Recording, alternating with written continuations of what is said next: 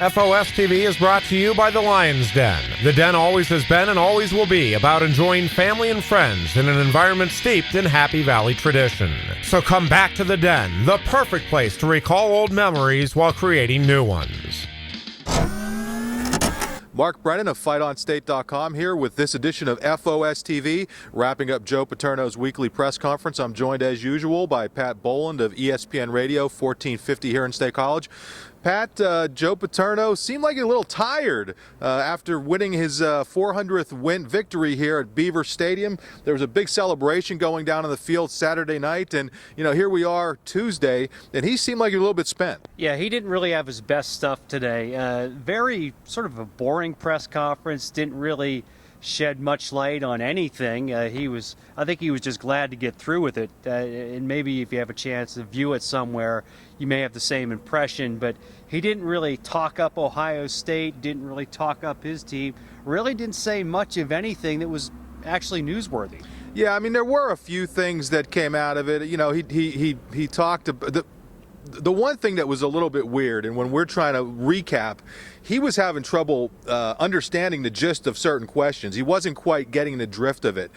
So it was really hard to follow anything with a particular train of thought. Questions were being asked, and he wasn't necessarily answering the question that was being asked, but he did have some decent stuff to say in terms of, what to expect from Ohio State and that sort of thing. He's talking up Terrell Pryor, as you would expect, as one of the best players in the nation. Also said a lot of really nice things about Terrell Pryor, not just as a player, but also as a person. This is a kid they recruited. They obviously really wanted to get. Went to Ohio State, a key rival of Penn State, but he's still saying a lot of nice things about Terrell Pryor. And he says he's more mature, and you just look at the way the kid's playing now as he did compared to a few years ago.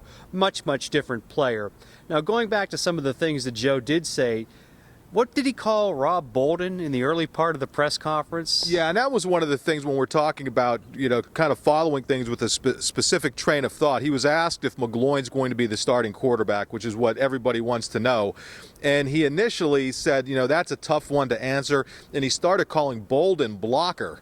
Like Dan Blocker from Bonanza. He is a big hoss of a quarterback, but it was really tough to get where he was coming from there. I think he ultimately said that McGloin's going to be the guy. McGloin's going to be the starter.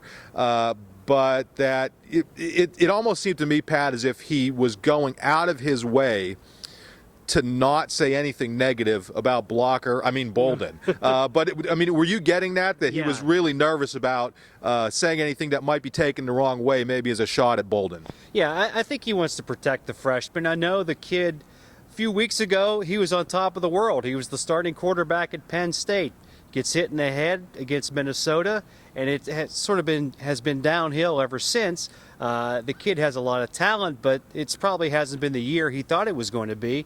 And I think he doesn't need his coach saying anything negative about him. I think Joe just wants to stay as positive and supportive as he can be, because let's just say Ohio State knocks out McGloin, Bolden's back in the spotlight again. Well, it would probably help if he got his name right. I mean, that would show a certain level of confidence that unless this is some nickname we don't know about. If they're calling their quarterback a blocker, I think they're in some serious trouble. He was asked about one other quick note on Bolden.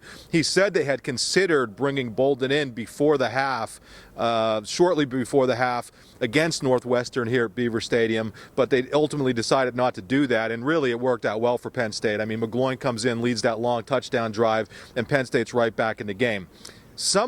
Corey Geiger of the Altoona Mirror tried to ask Joe about McGloin and, being a walk-on and this great story and kind of the back and forth that he had with Herb Street, and Joe just didn't get any of that and really did not really say anything positive about McGloin either. Yeah, it was a strange exchange, and I think that Joe just got the whole question muddled, and he came out with a very muddled response.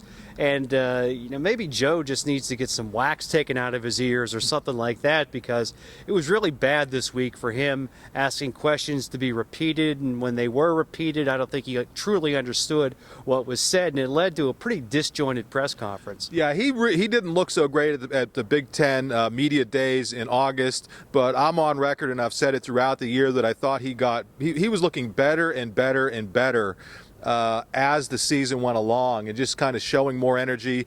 And today was the first time that I think we saw kind of a step backward. And I'll go back to what I said earlier. You really have to wonder if part of that, Pat, wasn't with hitting the milestone, and he had to be pulled in 100 million different directions. So I think we give him a pass this week and see how he comes out of Ohio State week. Yeah, and he had some nice things to say about the Ohio State defense. Everyone's focused on Pryor, but that Buckeye defense is a definite cut above the last three sorry sack defenses that Penn State's played against. I think they're second in the nation against the run. They're playing on their own turf. It's going to be a very difficult game, but I don't think this game is going to be a 17-point advantage for Ohio State like the odds makers say it's going to be. Yeah, I also asked Joe, how does playing against a guy like Denard Robinson and then Persa, two really good multi-threat quarterbacks, prepare you for a guy like Terrell Pryor? And he didn't really answer that one directly, but he did make a very good point in that Ohio State is definitely offensively not a one-man team. I mean, they have great running backs, outstanding receivers in Sanzenbacher and Posey. This is a really well-balanced. So against Michigan and against Northwestern, where you were able to take some, ultimately neutralize great quarterbacks, going to be a much bigger challenge, and I think Penn State realizes that. Yeah, and Ollie Ogbu said it's the toughest game physically every year. I think he said they run two or three things and you have to stop it. And they what the plays are going to be. They're going to throw it deep. They're going to run the tailback up the middle. Pryor will run around the edge. And I think maybe there are two more plays that I can't remember, but they don't do anything fancy. It's play old-fashioned football, unlike Michigan or Northwestern or some of these other teams. And Ohio State just beat you with brute force. Yeah, and typically Ohio State's really beat Penn State up in terms of time of possession, and that's one thing Penn State's done really well the last couple of weeks against these really good quarterbacks. The Penn State running game got going, the offense was clicking, and they were able to keep the opposing offense off the field. That's going to be a little bit more tricky out at the Horseshoe this week. One other thing that Joe Paterno was asked about win number 400, the milestone win, and being in Beaver Stadium. I wasn't quite. That was one time when I wasn't understanding the question. I mean, the question was kind of goofy in my view. But I thought his response was great. He said, "What milestone?" And then he said, "Right now, I'm just worried about getting number 401. So clearly, there was no reflection at all, no looking backward in the rearview mirror at this press conference, even from the media. I mean, even the media were looking forward, to what is really, a huge game for Penn State. No, it's not going to kill the season if Penn State loses this game, but if they could go out there, somehow beat Ohio State, just turns this entire season around." Yeah, I mean, all of a sudden you can look at, if they beat Ohio State, you look at it and say, wow, that's a big stepping stone for next year. It definitely would upgrade their bowl possibilities. I mean, you're going to maybe the Outback Bowl, or, well, I don't think you'd make it to the Capital One, but it changes a lot of things, and it's the win you point to, because Ollie Ogbu and Joe Suey both said the 2008 win in Columbus it just pushed them to another level, and I think it did. And wins at Columbus are very hard to come by, and if they can get one on Saturday, I think it would be even more impressive than what they did in 2008. And one thing I liked that Ollie Ogbu said, you know what, when you're at the position Penn State's at with 3 losses, you don't mind going out and looking to play spoiler. Here's a team in Ohio State, still obviously in the Big Ten championship mix, still in the BCS Bowl / Rose Bowl mix. Doubt they're going to be in the NCAA championship mix, but this team has a lot to play for. Penn State, as you said, fighting to maybe get up into an Outback Bowl or that sort of thing. Why not go out there, play loose, have some fun, and try to knock them off? Having said all that, it is going to be an uphill climb. I agree with you. I don't know that it's a 17-point, that Ohio State's necessarily going to win by 17. I just don't think that Tressel and company, once they get a lead, I think they play it safe. They're number 1 in the nation in turnover margin for a reason. I'm picking this game 24-13, Ohio State. Have you come up with a pick yet? No, not yet, but I can think of something here real quick. I'll go 21-10 Buckeyes. Okay, and that's it for Pat Boland of ESPN Radio 1450 here in State College. I'm Mark Brennan from Fight on State. Thank you for joining us, and we'll be back next week.